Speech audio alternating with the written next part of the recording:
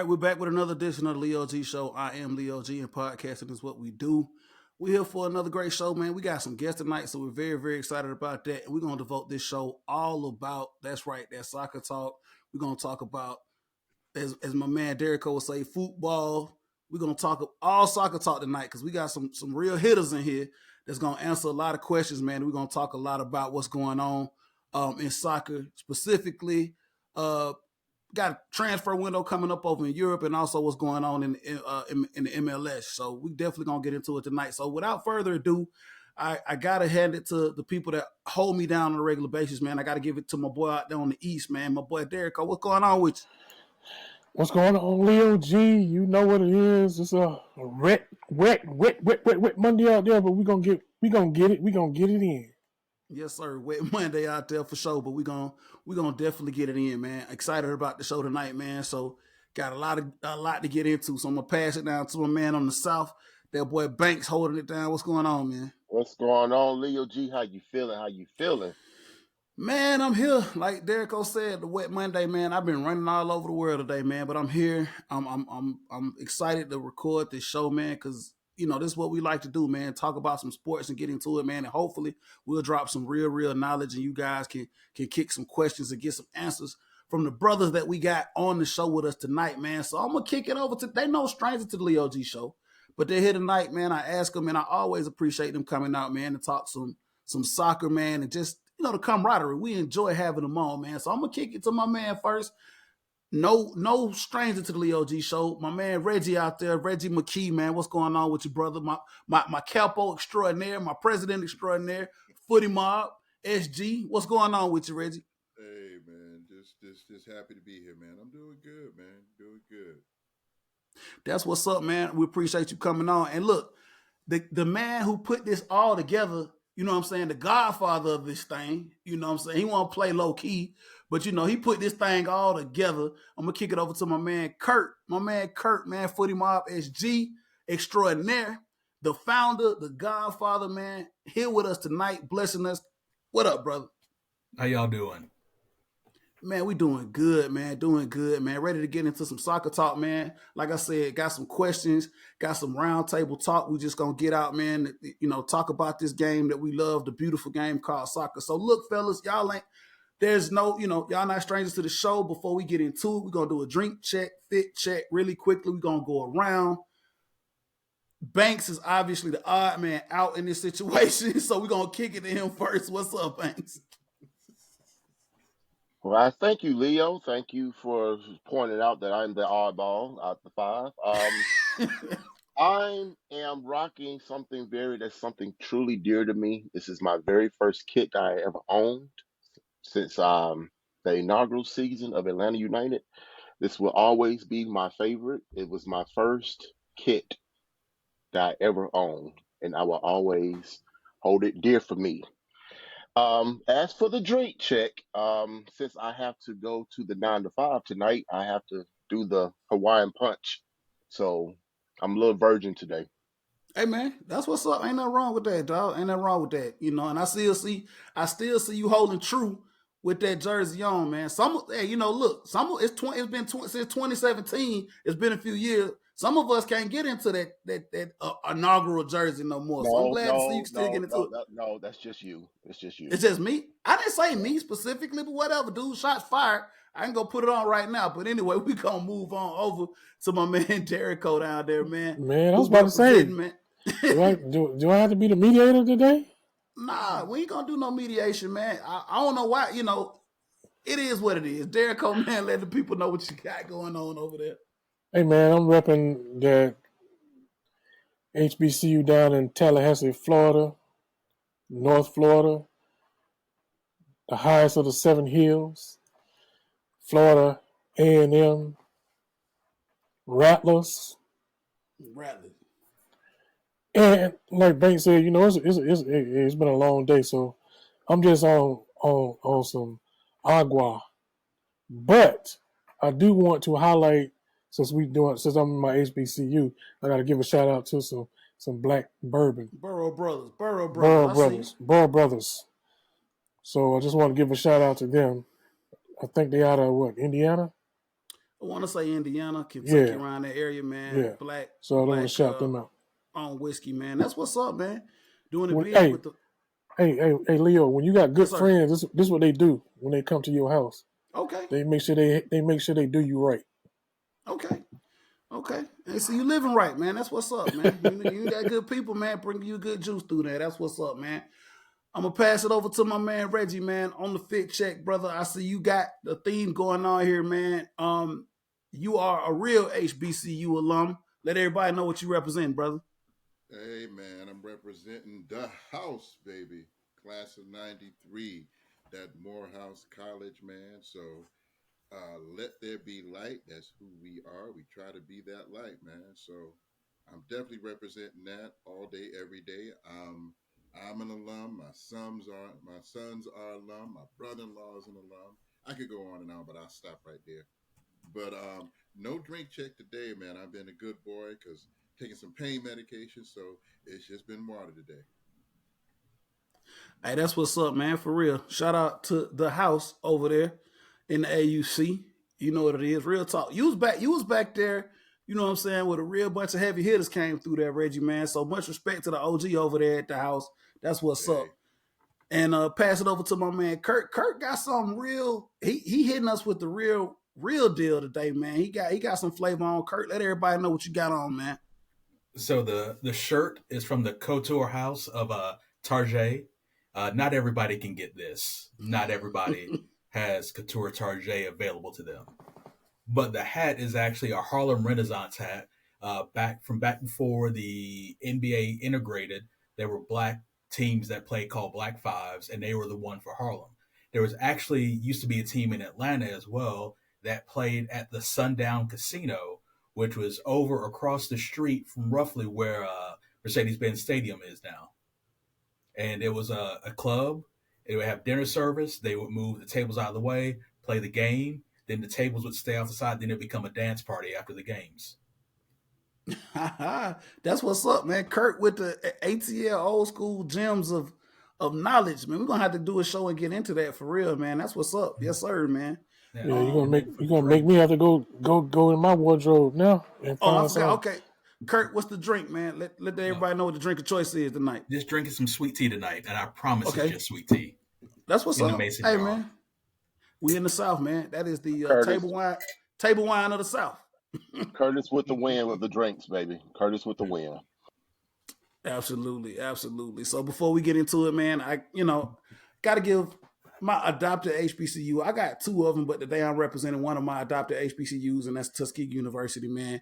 Like half of my fam went to Tuskegee, man. I was down there today handling some business, so I said, you know what? Let me get some gear because Derek Cole planted the seed. So I said I gotta represent for these HBCUs, man. So I went ahead and did it, man. Represent for TU, ball and parlay. Reggie, you know all about that. You know what I'm hey. saying?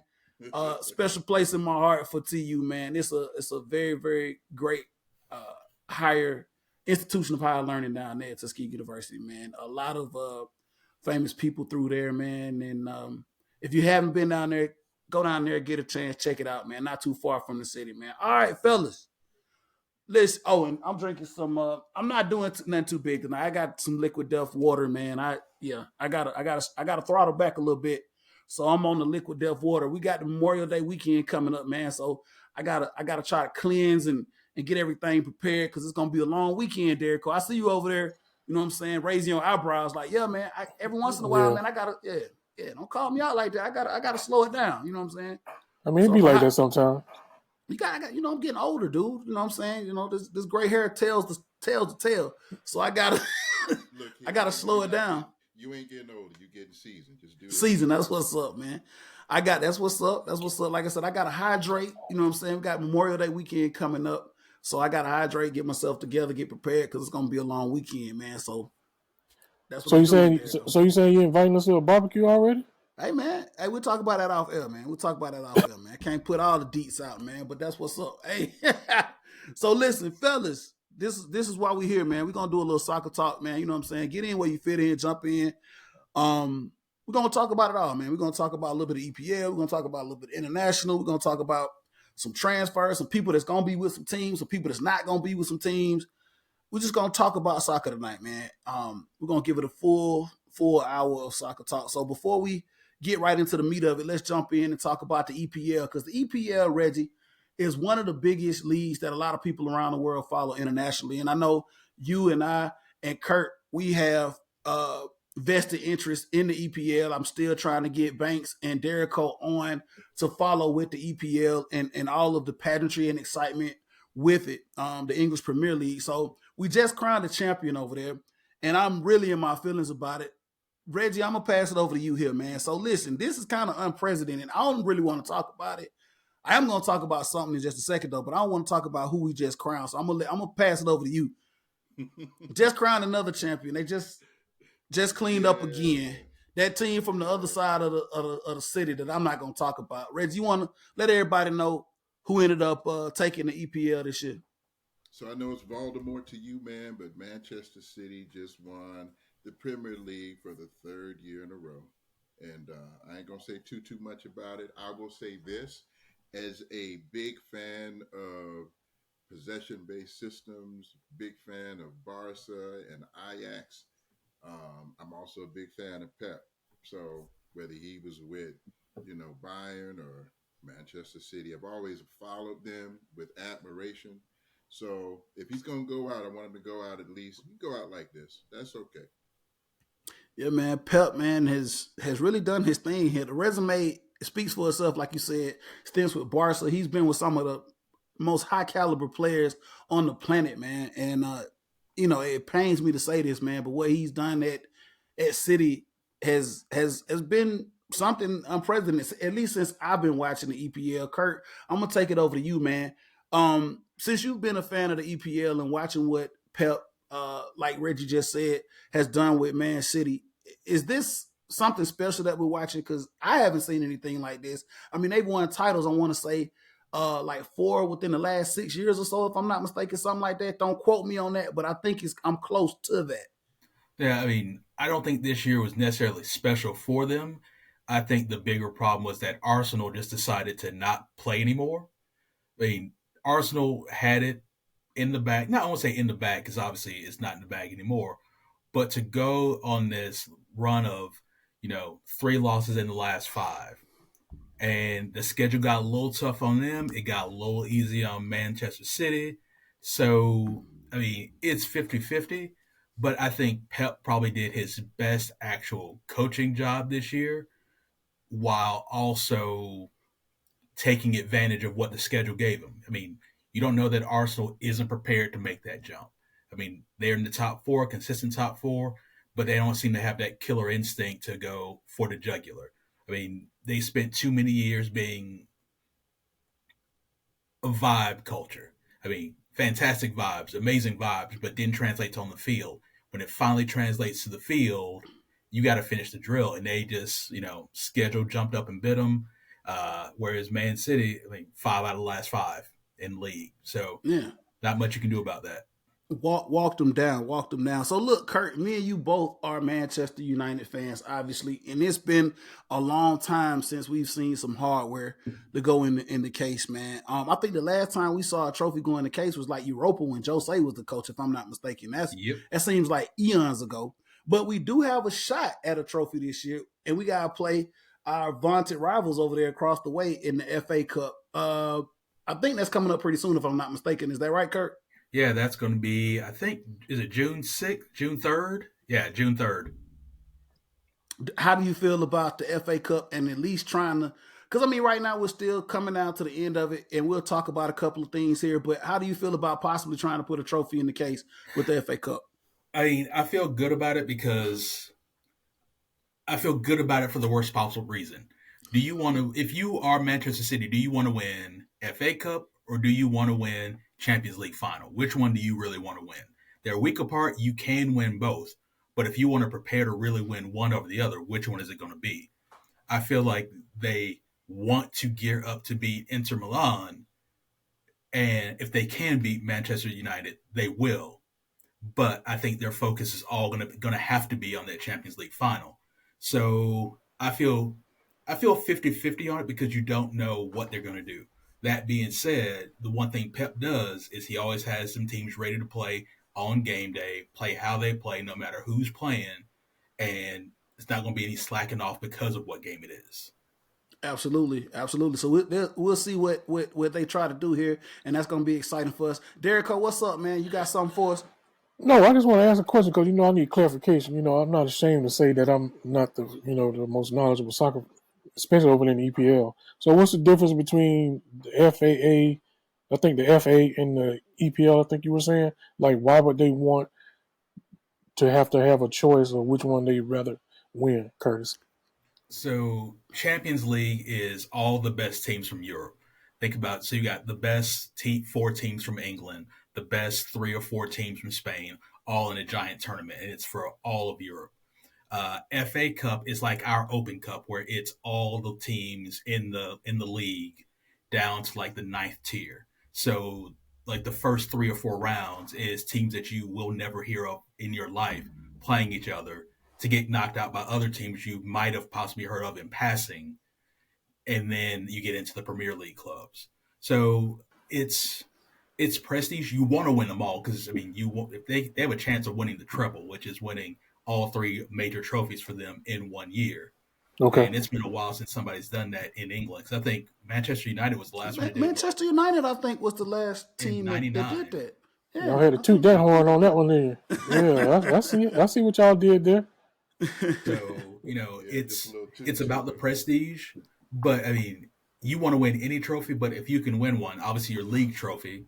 But I think for me personally, I would put the Champions League trophy above the FA Cup trophy. Um, and if with them being a week apart, yeah, I definitely prioritize that trophy over the domestic one. Yeah, champions is what you want, obviously, but they're in kind of a situation like Curtis said.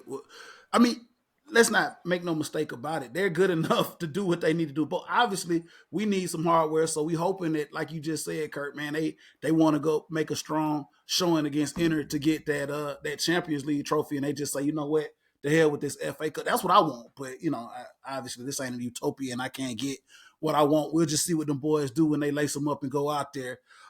So listen, I want to give it over to Banks. Did you have any questions about? Are you following us with the Yeah, EPL? And yeah, I did have a question. To follow up what Derrico was saying about the EPL and their Champions Cup, it's like every league they do something similar to that extent, like have a inner league kind of like championship, and then have like this big tournament like in every single league, or that's just like EPL and MLS and you know, if I'm saying it right. I think you're saying, and I'm gonna kick it over to Curtis, but yeah. So I think most leagues, most countries have these open cups where they have like a domestic kind of championship. You talk about the FA Open Cup in England. We have the US Lamar Hunt Open Cup where you have a lot of lower tier teams, battle, to see who's the best professional team in the country. Curtis, if I'm not mistaken, I think we have kind of a open cup in most of the European nations. Am I correct on that? Yeah, unless the country is too small, everybody has I think, and by too small, I mean a country like San Marino, where it's literally smaller than Fulton County as a nation. Uh, that doesn't really have an open because they don't have enough teams for a real Open Cup. But they have to qualify with it against the other nations that are like that. But every every domestic league has that, and then every federation has their Champions League. Like we have CONCACAF Champions League, that's UEFA Champions League. South America has CONMEBOL. Then there's Asia, Oceania, uh, uh, CAF, which is Africa. Africa. Yeah, so that's your seven, and they all play each other, and they all have their own Champions League. Yeah, man, absolutely, man. Good stuff. So listen, while we're still on the EPL tip, Reggie, I want to kick it over to you, man, because your adopted team, Bournemouth. Listen, man, came up from relegation a couple of years ago, man, and decided that they wanted to play with the big boys, obviously, man. And you've been following them for quite some time, man. Very exciting and skilled team, I must say. Right now, they're sitting comfortably at 15 on the table. They've been doing some great things over there, man. Tell us how you feel about Bournemouth, man, and tell us the ride it has been since you've started following them, dude. Oh man, it's been a wild ride. So when I first started getting in the EPL, my brother asked me. He said, "So what kind of team you looking for?" And we have that luxury in America. We Nobody's willing me season tickets from Everton. I can pick who I want, and my father's not going to get me. So I chose. I like watching teams with fight. I like the underdog at times. I like watching giant killers, and so Bournemouth had come up from two leagues down at one point. At one point, because of financial fair play, they were docked negative 17 points to start the season, and they could not transfer. They had a transfer ban, and so Eddie Howe, who's now the manager over at Newcastle, he got him up. He got him promoted twice, and they spent 5 years in the Premier League. And but then we got relegated. I know we might be talking about that, but we got relegated 2 years ago, man, and oh, that was painful. And so they're back. They're competing. They still do some giant killing every now and then. I like what they did to Leeds with the 4-1 win. I like what they did to Tottenham. At Tottenham, we'd never beaten Tottenham before in their stadium. So I'm hoping for more next season. I'm just glad they're staying up. Hey, that's what's up, man. Like I said, I up the cherries, dude. Much respect to you, man. Obviously, like I said, I've been following, man, you for a minute, man. But your passion with them, and since you jumped on, man, is I've been following them too, man. Like you said, it's something, man. To come out of relegation, and we'll talk about that here in just a minute. To fight to get back, into the top tier league in England. That's a hard thing to do. It's nothing. It's very hard. You've had some top tier teams in the past, Curtis, and I'm gonna come over to you with this, man. Like Nottingham, we've seen several teams fall down and just could never get really, I guess, back, into the Premiership, man. As we talk about some of the bottom tier teams right now, we know Southampton. Obviously, all the Saints fans, they're a little in their feelings now because they know they're going to get relegated. And I think, if I'm not mistaken, we still have a battle between Leeds and is it Leeds and Everton or Leicester? Which one is it? I think. Leicester and Leeds, Everton, Leicester. Leicester, Leeds, and Southampton bottom three. Everton sitting at 17th. Okay, so but we do know. I think Southampton's already gone. Southampton is already getting relegated. They're going down to the to League One. Um, So how many get regulated? How many teams Relegated get relegated? is we got three. So it's three that get relegated. Yep. Out of how many? 18? Out of 20. 20. 20. 20? Okay. Mm-hmm. So So then, what? I'm sorry, Leo. What? Who? Does mhm. anybody come up since three go down? Correct. Yep. So the top teams from the is it what is it Championship. Championship League, Championship. they will come up and take the place of those three teams to get relegated. And once the Premiership starts, they will integrate into the Premiership and they will fight to stay alive. Those are some of the kind of the bottom. I don't want to say bottom tier teams because Kurt, correct me if I'm wrong. You had teams like Birmingham. I want to say it took a long time for Nottingham to get back up into the EPL, if I'm not mistaken. Um, it's another team that's still down in the Champions League that was once very. I want to say, man, Then you Is got it QPC? They used to QPR, be Queens Park QPR. I'm Rangers. sorry, yeah, QPR, yeah, Yeah. Queens Park Rangers. They used to be there. Kurt, if you would, just a little bit about relegation, man, and what it does, and how you know it keeps teams on their toes, and what they need to do to kind of stay up, because it could, like Reggie just said and alluded to, man, it could be very, very hard for teams to jump back up into the Premiership. Yeah, I mean, relegation is that. I mean, everybody in Premier League is making a ton of money. When you come into the Premier League, there's a game in the championship that's for the final spot to come in. And it's the game with the most money on the line in the world. Not for bettors, but for the team. Right now, Luton Town is third and Middlesbrough is fourth. They'll probably play in a playoff to see who goes up. And the winner of that is going to get this massive payment when they come into the Premier League. You get the advertising money. You get extra money to pay your players better and acquire better players. And when you get relegated, you lose all of that. I mean, if you look at the championship table, I mean, the number of teams that I and my soccer fandom have seen in the Premier League that have not been back. Middlesbrougugh went down, Blackburn, Sunderland, West Brom. Watford, Swansea, Norwich City, a Stoke City, QPR, Cardiff City, Blackpool, Wigan Athletic. I've seen all of them be in the Premier League at one point or another, and now some of them are hanging on at the bottom of the championship. And it can break a team, it can break a city, it can break a community to go down. If you watch the Netflix Sunderland Till I Die on Netflix, you can see what it does to a community to have their team not just go down to the championship, but then go down to the division below that and have to fight to get back up and keep people invested in buying tickets, keep talent in your front office, and keep the community engaged. Because without a winning team in some communities, the community does fall apart. The closest thing I can think of it to America is take Pittsburgh. It was a huge steel town, and we don't make a lot of steel in America anymore. We don't do a lot of that. So one of the things that keeps that community together is the Steelers. It is the Pirates. It is the Penguins. So imagine if one day the Steelers weren't playing anymore against the Browns. They have to play the Tampa Bay USFL team, and then they get demoted to the XFL, and you're like, all right, we're playing the Renegades. Arlington Defenders next Saturday. I mean, that would break people, and that's what it does. And you want that sense of odd civic pride by being in the top flight, by competing for trophies, and possibly playing in Europe. I mean, one of the biggest things right now for Newcastle is they're going to be playing in Europe again for the first time in decade plus, and it's a source of pride that they have. The ugly side of it is that this is a money game. This is how much can the owners of these teams invest in players, coaches, facilities to make it so that they get that return on investment. I mean, one of the uglier sides of Manchester City is everyone goes, "Oh, well, they're outspending everybody." Well, guess who else outspent everybody? And is Barcelona.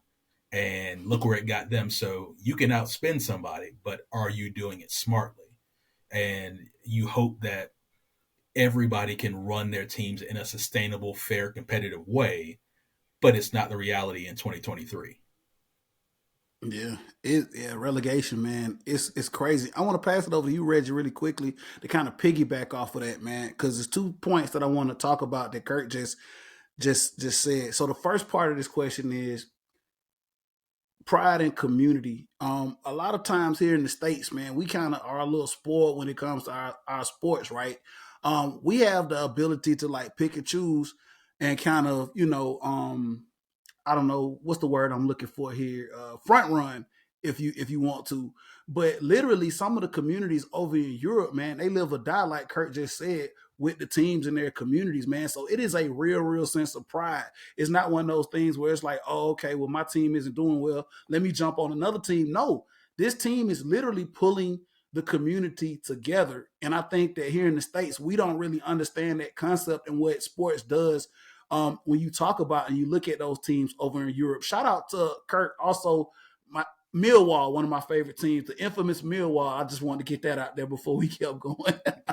and another part to this question is Reggie, uh, to the people here, and I don't want to go too far off in this because we know there is, sometimes there's a certain concepts when we start talking about soccer and fans and people talk about Pierce and all this stuff. But the second part to the question is the U.S. and relegation here. I know there's a lot of talk about people wanting relegation here when it comes to soccer here in the States.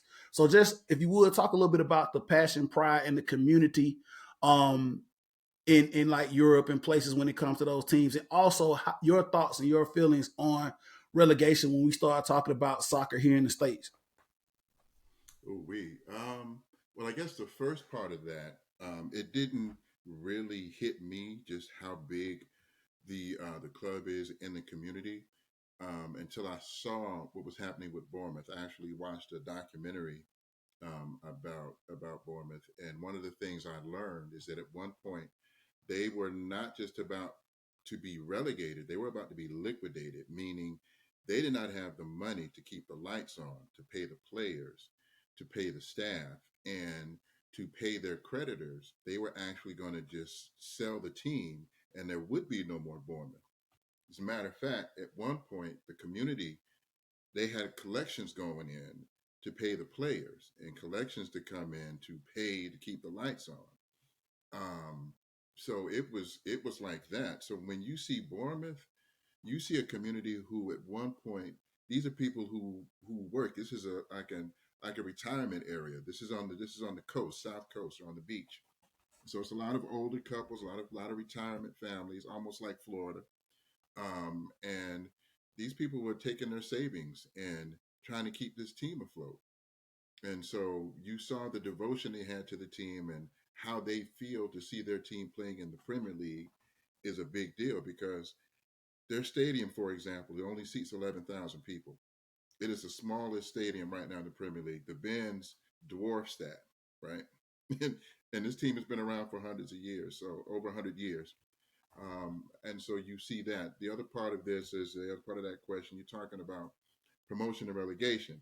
So I'm going to say this because I know we got Manchester United fans in the room right now, and we got other big six. If you go around the city, most people support the big six teams, and these are the six biggest teams right now, biggest clubs in the UK.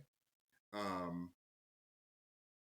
when you most people who are pro promotion and relegation, their fans are the big teams, so they never have to worry about relegation and going down. That's not their concern. I rarely hear somebody from Everton or Southampton or Swansea talking about in America talking about, yeah, I love promotion and relegation. The reason I think, and I won't have as much of the details as Curtis might, but I just know just from what I've seen in the little bit amount of time I've been following the sport, there's no infrastructure here financially. Um, One of the reasons MLS survives is because um, there is no promotional relegation, and the owners love that. They love the fact that they don't have to worry about losing money. All these teams do lose money. Don't get me wrong, but relegation that hurts. That hurts them a lot. So they like the fact that they don't have to deal with that. Um, the leagues below us, they are not as financially stable. If you went down, there would be a lot to keep you. You'd have to go through a lot to keep you up. So I just think right now we currently just simply do not have the infrastructure for promotion and relegation. Yeah, I'm in total agreement with you, Reggie. It's just not there. I know a lot of people would love one day to see it, but I think we're a ways off as we're still building the MLS, and I'm very very happy with the direction that the MLS is going. Obviously, there are some things that can be better, but I just like the way that the sport is growing here, and I do like the way that the sport is catching on, and we see the growth. Right, we just heard that San Diego will be the next city that gets an MLS team. So I want to say the grand total. Somebody, what's the grand total now on that, Kurt, with MLS franchises? If you off the top of your head, That's if you know, if you do, that's gonna be the 30th team. 30th team for MLS. So a lot of expansion, a lot of growth. Banks, we'll get to your question here, and then we'll move on and talk about a couple other things. What you got? The question was about the relegation. For one, that the team that gets relegated, to go down, the lesser tier. If you're coming from the Premier League, wouldn't you be having a disadvantage to the team that's below you? And how long do you stay in relegation? Who determines how long you stay there and then go back up if you have to? Yeah, so you got to fight your way back out, Banks. I'm gonna give it back over to Kurt here. So once you get relegated to the lower league, it's not like you have to literally fight your way back up to the top to be one of those teams to get back into the Premiership, man. So like Kurt said, man, Swansea and the QPRs and the Birminghams and all these teams that were in the Premiership that we watched, not, Kurt, it's been like only maybe 5 or 6 years. Some of those teams have went down and just couldn't fight their way back into the Premiership, man. It's a long fight. It could take some teams over a decade to get back. I want to say Nottingham, it took them quite a while to get back into the Premiership. Am I right, Kurt? Yeah, I mean, with relegation, you go down. They give you a parachute payment to pay players that you may have on your payroll that were expensive and you don't want to get rid of, and you got to fight your way back up. And that comes down to like coaching, tactics, players, and all that. Because like there's a bunch of teams on the championship table. You look at them and they're 19th place, 12th place, and they were Premier League 2 seasons ago. So Yeah. it's you got to be on it to fight your way back up, and you can come right back up. Hey man, absolutely. So look, Banks is gonna have to cut out. He got to get prepared for his 9 to 5 as we move on to the next segment of the show. Banks, it's been a pleasure, man. We'll get you back in on the second go round as we continue the show and talk about a few more things before we close this thing out. Appreciate you, Banks. All right, all right. So look, we talked about EPL. So listen, we got some other things to talk about here. Now that I got you guys, I wanted to get Banks' input as well, but maybe we can come back around to this. So listen, as we wrap up the season in Europe and as we get into the meat of the season here in the US, we start to talk about this thing called the transfer window. And a lot of people, they hear that, a lot of people that are new to the sport, they want to know how this transfer window goes. So the summer transfer window obviously is a little different from the fall transfer window. I want to say in Europe, if I'm not mistaken, it's a rolling window for most countries. And I'm this is just off the top of my head, so I do apologize for not really digging into this. I should have some key stats, but if I'm not mistaken, it starts and want to say in June, Kurt or Reggie, if I'm not mistaken, and it rolls around until I want to say right before the European League starts, somewhere into like the end of August or September, if I'm not mistaken. I don't know if you guys want to fact check me on that for the European leagues. Is that somewhat right, fellas? I think it's July is Okay, first or second week in July is that when that window opens. okay. So yeah, so the summer transfer window, like you said, around the first or second week of July, and it rolls into, like I said, right before the start of the league over in Europe. So there's a couple of names that I want to talk about. Derrico, did you have any questions about the transfer window as it relates to the market? I'm assuming that that's just for the European teams, not other Yeah, leagues out there, every as far country as is the transfer different. window.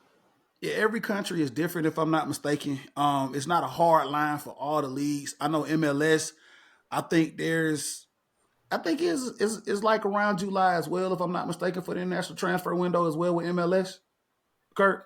Yeah, I think in fact you were right. EPL is June, and it's MLS Okay. that opens in July. And all the window being opened means is that you can bring in a player. You can send a Okay. player out anytime, but it's when they go in and be registered in the uh, other country is the question. So Okay. it's sort of rolling all year because of that. Because we wait to like take the Luis Araujo transfer. We've that paperwork's been done, but it's May, but the window doesn't open till July in Brazil, which is the same time it opens here. So the transaction doesn't occur till then. Okay. Yep. So we'll get into the Aruju transfer here in just a moment. A couple of notable names that I want to talk about before we get into the next before we get into talking about some MLS. Big name here that I guess obviously that everybody's going to watch and it's going to be on the radar here coming up this summer is going to be Messi. Reggie, the guy, the man, the myth, the legend, man, Messi. I think he has said that he will not be back with PSG. And now we've had some conversations about what this does as far as the planet and where would be his next move. I mean, obviously the transfer rumors. You think we have rumors here in the states with the NBA and the NFL, but when you start talking about international soccer, those rumors get heavy, hot, and quick. I mean, they go really, really fast. So, Derrico, really, really, they go fast. So I know you weren't Messi, drinking, so I ain't saying nothing that time. so Messi is coming up here. He said he won't be back with PSG. This is an intriguing story because he's like at a point in his career where he could really pivot and do anything he wants to. I mean, obviously, some of the rumors out there. about him possibly going back to Barca. Maybe he might come over to the MLS. There's even some talk of him going over to Saudi. We saw Ronaldo go over there and play for big money. I mean, this dude can literally do. I mean, you're talking about one of the most recognizable soccer players on the planet. He could do a lot of things. I think for us, we want to possibly see him come somewhere. I love to see him come to Atlanta United, but that's a whole nother topic of conversation. But Reggie, how do you feel about Messi and him leaving PSG? And Kurt, I know you're itching at the bit to talk about it as well, but I'm gonna give it over to Reggie first. How do you feel about Messi and what he's gonna do possibly post PSG right now? Man, like I'm like you though, man. Leo, I mean, it would be wonderful if he came here. I can't see that happening. That's just a wish list. But right now, I know he's been talking with Beckham, who's the owner of Inter Miami here in MLS. I know he's talked about wanting to do something here in Miami. He's been talking about this for some years, so he's been playing around with it. I don't think he's using Inter Miami as a bargaining chip. I really do see he might come and he'll probably play just for a year, and he might have some ownership stake or some kind of deal in that. I know him coming here would just blow. I mean, especially before the World Cup in 2026, it would just put MLS on a larger international stage, and I could see him like when Jordan comes to town, it, everywhere he goes, it sells out, right? And I see Butts that and seats, here. baby. I mean, yeah, and we already pack it out, but we'd have a lot more 70K games, I promise you, anytime he came into town. So I see him coming. I don't see him staying long. I do see him coming though for like maybe a year. And I think MLS is just like they changed the rules for Beckham so that they could pay him. I can see them getting together and getting the ownership together to literally pay his salary to make it happen. Absolutely. I mean, we talk about the MLS and what we want to see from it. And for the most part, there was a sense that the MLS was a retirement home for past players, right? Guys like Pirlo were coming over. You mentioned Beckham. I mean, we did have guys that were past their prime that would come over here, and it's like do that kind of farewell tour. But I think that it's not like that anymore. I think they're getting competitive, and like you said, I think ownership understands financially what it would mean to bring a name over to the MLS like a Messi. Obviously, Reggie, like you alluded to, Miami would be like the best suitor. From what I understand, I think he owns property in Miami. And he is friends with David Beckham, who has a vested stake in the club down there. So like all signs would point to Miami if he was to make the transition over to the MLS. Kurt, I'm gonna give it over to you, man. Your thoughts and takes on what we will see Messi do post PSG. So I think he does a combination of things. I don't think he goes to Saudi Arabia. Even for $500 million, what good is that money if you're not enjoying yourself? And I don't see him enjoying himself there. What I think he does do is signs I a got contract 500 million with, reasons. yeah, but I think he signs a contract with Inter Miami with a loan back to uh, Barcelona. And I think in order to pay him what he's worth, I think it's going to be Don Garber going to everybody in MLS and saying, we're going to pass the hat around. And the Inter Miami schedule that year is going to be, if you are not in the East, if you want Messi to play in your stadium, you need to put it into this hat. So if Seattle wants Messi playing, we need a 10 million from you. If LAFC or the Galaxy want, we need 25 million from you. And then I think Apple kicks in some money because everybody in America is suddenly going to want that MLS package to watch him every week. And you hope that you can get 2 seasons out of him. You hope. And Yeah, it's in Inter Miami. You hope that whatever you pay him, he decides that he wants to be part of some ownership group somewhere in MLS, like be it San Diego, a team in Las Vegas, or what have you. And you make him the Beckham deal and you let him yeah, do whatever makes him comfortable. You make him that man the happiest he's ever been. And I think he would love MLS for the sheer fact of he will be able to go out to dinner with his family, and there will be places where no one knows who he is. And he can't do that in Argentina. He can't do that in Spain. But all of a sudden, on a Wednesday night in Columbus, that man is going to be up at Chili's going, wow, never ending riblets, and I can eat them in peace. I don't know, Kurt. Listen, I don't You know, say the man. I riblets, mean, did you, Kurt? the riblets, I know, baby What's back that? ribs up in Columbus, Baby back ribs. down in Cincinnati eating Skyline chili, right? Oh man. Hey, So listen, it would be phenomenal to see this man here, man. Right? Obviously, bigger than bigger than Beckham, bigger than Wayne Rooney, bigger than Drogba, bigger than all of the greats that have come. No disrespect to any of the stars that have come from Europe, man, but this would be huge to have Messi come over and play at a competitive level here.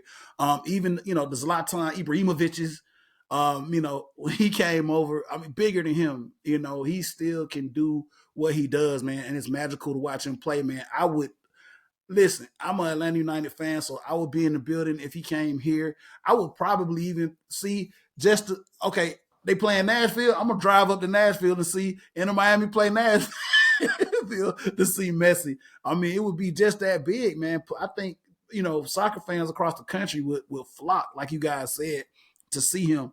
So listen, Derek, did you have any questions about Messi and transfers and the implications it would be if he did come over to MLS? I mean, you already know. I mean, as far as implications, as far as the star power, I mean, it'll just be, hey, Messi is in the MLS, and like Kurt was saying, okay, other teams, you got to pitch in to get this man over here if you're going to use him to come in and fill up your stadium. You know what I'm saying? I don't know if he want to play in New York Stadium or not. He'll probably tell me, Hey man, I'll play everywhere. I'll play everywhere except up there in New York. in Orlando. Nah, He'll go down listen. there. He'll go. He might go down there. He might go down there. For what it's worth, man, real. So NYFC, and we'll have to double back around and talk about it here. Derrico, they're trying to get their own stadium there, right? If I'm not mistaken, not too far from the Met Stadium over there in Queens. I was reading. I think they actually it's in the works. If I'm not mistaken, Reg or Kurt, can you verify that the NYFC is now finally in a position to try to get their own stadium up there? yeah, yeah, that's true. Yeah, they're Yeah, trying to get it. Yeah, man. they released the plans a couple months back, so I think they already broke ground on it. All right, so no more baby pitch out there in the outfield of Yankee Stadium. So hopefully, in a couple of Right. years, they'll have their own stadium Hmm. and they can do their own thing. Because I know for a while, I mean, I know they have that team has ties to Man City, if I'm not mistaken, the ownership group, Exactly. and they wanted to keep it actually in New York. They didn't want to do the Red Bulls thing across the river in Harrison, New Jersey. They wanted to actually, we know real estate is at a premium up there in New York anyway, man. So yeah, shout out to NY. So we're gonna be able to pick on them not too much longer, Derrico. They're gonna have their own spot. So listen, let's bring it on It, home and talk it, about well, it kind of huh? depends on what size stadium. They may have like 7,000 seats in there because they can't find enough room to put it in New I don't. York. Yeah, it's not gonna be over. It's probably not gonna be over 25,000. It'll probably Yes, be very, very intimate. yes, 25,000 seats. So right at 25,000. Yeah, it won't be too big. I was gonna say it won't be very large, but for soccer. That's nice. We went up to Geodis Park not too long ago. I don't want to get too far into the weeds with that, but we'll talk about that in a minute. And their stadium was about right at 17. I want to say 17,000, 20,000 ish.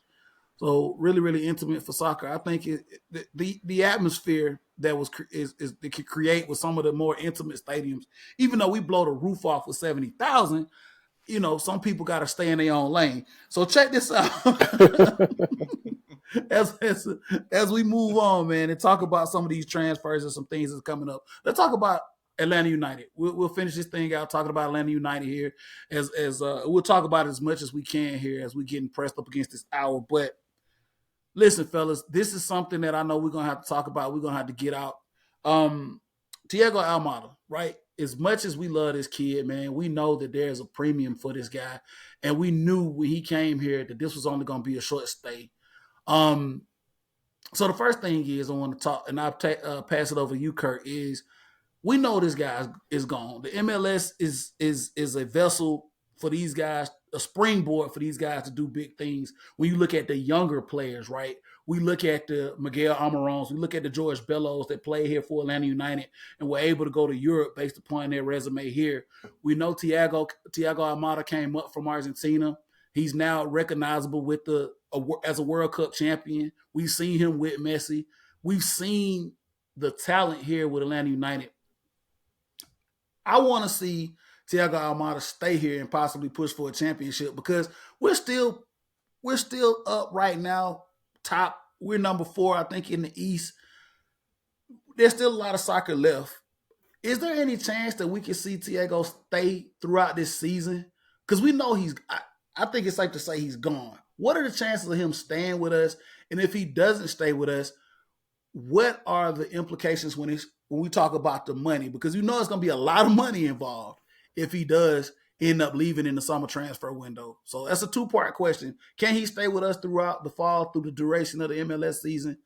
And if he doesn't, if he goes through the summer, how much money are we talking about on a transfer fee for somebody like him? I mean, you'll get more money for him if he's gone in the summer. I mean, that's just it. I mean, the question is how much is an MLS Cup run worth to this organization? If you are in a place where you feel that without him going forward, you can continue the forward momentum to make because we'll probably make the playoffs with or without him. But it's how deep of a run do you make? And I don't think our problems start and end with him being gone. I think our the things that have us in fourth place have more to do with our back line and our midfield outside of him. The inability to focus at times. He doesn't solve that. I think he may push to leave in the summer because he wants to be there at the start of a European season. So I think it comes down to if somebody offers 45 million plus, I think he's gone. I mean, that they're going to take that money and they're going to go shopping. If it's 35 to 45, it's a question of like, all right, does he really want to go? Is this a situation he wants to be in? If it's yes, then you might see him go. Anything less than 35, he's staying here. I think that's point blank, simple end of it is it's got to be the right money, the right place for anybody to even entertain him going. But I think if he stays and the refing is consistent, we're starting to see him get those calls because people are just grabbing his jersey and they're doing it right because they can't stop him. So if he keeps getting those calls and give that man a direct free kick within 30 yards of the goal, he's putting it on frame. It's just a matter of if you can block it or if he hits the goalpost. So The woodwork, yeah. yeah, it's a it's a hard question. But I think it comes down to the money and what do you see the long term vision of Atlanta United being? Because with Luis gone, if he leaves, you either have to bring in another DP midfielder immediately, or you are saying, hey, we're going to keep playing like this for this season, and we're going to build a foundation for 2024 that is a lot more stable, a lot more solid, and less dependent on the all world play of a Almada, of a PT, of a Barco, of a Miggy. And it's going to be, we can plug them in, but they don't define who we are. Absolutely, absolutely. That's a great answer to that question, Kurt. Man, with seeing how all this fits in and the cogs. Reggie, I'm gonna bring it to you, man. We're coming up on the time, so we'll talk a little bit. I want your thoughts a little bit about Tiago and him leaving because there's a couple of spots that he's been you know, married to. Obviously, Napoli over in Italy. I think there was a rumor about him going over there. I mean, you can't never count out Newcastle because we do have some ties to Newcastle, right? You can't count them out. They're coming into a lot of bank as well. So there's a couple of teams that his name has been tied to. But your thoughts on Almada, the summer window, and where we go moving forward, man, post Almada. Ooh wee. I see him. I don't see him staying. I see him gone too. But I think now that we have Georgia Giacomakis or Gigi I think he takes some of that heat and some of the expectation off of Armada. I think that really helped him out because they're freeing each other up. And that's one reason why Gigi, even though he's played fewer games than just about everybody else, he's number two in MLS goals this season. And he's played, I won't say half, I won't say, but he's played much fewer games than everybody else in the league. But I don't see him staying. Napoli is definitely a good place. He loves them. I know he really. I won't say him. I will say Atlanta United's connection to Newcastle with Darren Eales, our former president, is substantial. Then of course you have Miguel Almiron. So I can see him possibly going to Newcastle because now you can sell him the opportunity of playing in Champions League because Newcastle just qualified today for the Champions League for the first time in 20 years. So he gets a chance to play against the best in the world, guaranteed right now. And then the way that Eddie Howe coaches, I mean, he he he got Bournemouth up, and then now people see that he's the real deal. So if he gets the money, if Eddie Howe gets the money, he's known for making players better. Even if you're already good, he makes you better. So keep in mind, Ahmad is not even 23 right now. How old is he? Yeah, he's like 22. Yeah, 22, 23. Yeah, So he still can improve. So yeah, I can see him either going to Napoli or Newcastle. absolutely. Napoli, who crowned Serie A champions, so they'll be playing in the Champions League as well, giving them opportunity to play some of the best in the world as well. They'll be in UEFA Champions League as well. So look, fellas, we're coming up against the time here. So just a little bit, we didn't get a chance to talk about everything that I want to talk about, but uh, thoughts on Atlanta United here moving forward. Derek, I'm gonna pass it over to you here since we've been watching, we've been talking a little bit about it. Uh, Quickly, your expectations moving forward and the positive takeaways and what you see we need to improve here. Well, the biggest positive is we're in fourth place. That's like the biggest positive right now, that we're at least in fourth place. I know that's not saying a lot looking at the standings and how the separation in between the teams closer to the bottom and at the top. I mean, there's like a small degree of error, a margin of error as far as losing or winning games, either 3 points, 1 point, or 0 points. I mean, it can turn quickly. So I just hope I'm not going to be negative. I'm going to hope that we can stay consistent. I mean, Mr. G is back, so Mr. Greek man, he's back. Yakamakis, I think I just Boom screwed up his name. Yakamakis. Yeah. Boom So Yakamakis. I like the fact that he's back healthy. But I'm gonna piggyback on something Kurt was saying earlier. Is when he was talking about losing Almada, it's like the same kind of situation if you lose him like we did for like a 2 or 3 game or 4 game stretch, and you can see where the goals was missing. And if we can't find somebody else to consistently get the ball in the back of the net, then that's going to be the problem that I see. And for God's sake, please defend the bins. Just Yeah. defend the bins. Got to. Yeah, got to find some ways to win on the road as well, man. I know it's tough. We just took, it felt like a loss up in Chicago. I mean, you fought through a lot of stuff. Chicago went down 10, and then we came back. Then we go down 10. It was just a lot of back and forth in that game, man. And you felt like we got to take away 3 points from that game.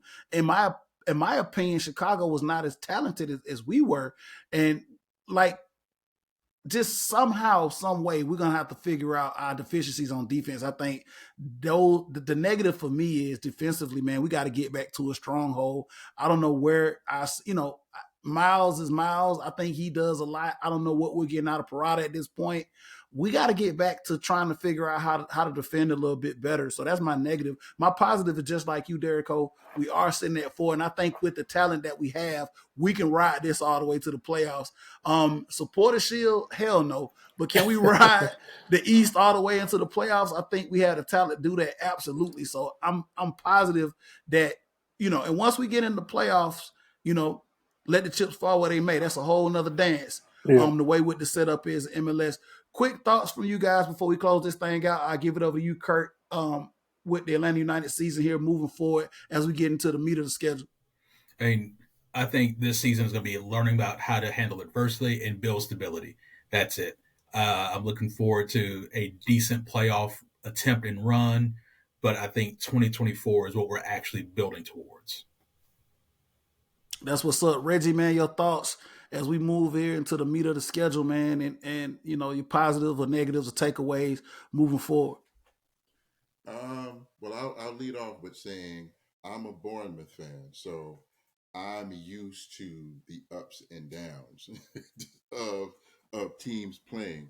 At this point, man, to me, a lot of this is mentality. I see a lot of our mistakes are lapses in judgment. We turn the switch off defensively. These are mistakes that you really should not be making as a professional sometimes. So I, you can manage a team all day long, but you can't play for them. And I mean, no matter what you do, these players, man, on our team, this is the negative, is that we switch off at the wrong time. We give away goals at the end of games unnecessarily. There's no reason that should have been a draw in Chicago. No reason. The positives, like y'all been saying, we're in fourth place. The problem, I think, for us as fans, I don't think we're necessarily spoiled. I think we do realize, though, that on any given night, no matter who we're playing, even LAFC, we have probably the most talented team in MLS. The problem is that they're not playing as a team, and like I said earlier, they're turning the switch off. So I see us making a decent run in the playoffs as well. I I see us going deep. Um, if Armada stays, then it's possible. If we correct some things defensively, it's possible that we're in the championship. Hey man, that's real positive outlook on it, man. I hope we can do that. So look, fellas, we've come to the end of the show. I appreciate you guys coming out talking some soccer. I definitely got to get you guys back kind of regularly to do this segment, man, to answer some questions, man, and just give us some feedback on what's going on with this thing that we love to do. So before I pass it around to everybody to let everybody know, I'm gonna give, you can always catch us out on Facebook, catch us also on Twitter. I promise I'm going to be a little more active when it comes to the Twitter thing, the Leo G Show. The number one, also, you can catch me at Southern Set with two T's. Give us the feedback, man. If you want to hear more soccer, if you want to hear more from Kurt and Reggie, let us know. We love to have them on the show. Derek Cole, let everybody know where they can find you at, and then I'll pass it off to our guest. Yeah, yeah. Thank you, Reggie and Kurt, for coming in and giving me some nuggets that I can chew on. So the next thing that I want y'all to do is help me find a team over there. I watch it. I just need a team. So y'all help me with that later. But you can find me on the Facebook at StacyD.Derrico. You can catch me on the Twitter at VSU96SDD. You can catch me on Snap at DJKro6. And you can catch me on IG at Derrico_Virgo. Still ain't got your TikTok handle yet, but it's all good. Kurt, what you? Nah. Kurt, let everybody know where they can find you, man. Only place you're gonna find me online is on Twitter at allflatsatl. All flats. Yes, sir. All flats. And if you from the A, you already know. Reg, let the people know where they can find you All at, man, out there. drums. No, You, dude, you, that's a whole nother podcast. see. So anywho, before we were so rudely interrupted with drum talk, huh? So no, you can find me on IG at McReg69. You can find me on the Twitter at Reg3641, and I'm actually still on Facebook. Don't laugh. I'm still on Facebook at my name, Reginald McKee. No spaces. Amen. That's what's up, man. Hey, it's been another edition of the Leo G Show. I appreciate it, man. We're gonna keep at this thing, man. We're gonna talk about some sport. Hey, and I'm gonna bring you guys back on too, man, to talk about some more Atlanta sports. And Kurt, man, dropping those gems and nuggets about Atlanta and some of the rich sports history that is here. So definitely bring you guys back just to fellowship and talk about some other stuff outside of soccer. But you're definitely our go-to guys when it comes to the sport. It's been another edition of the Leo G Show. We're gonna be out.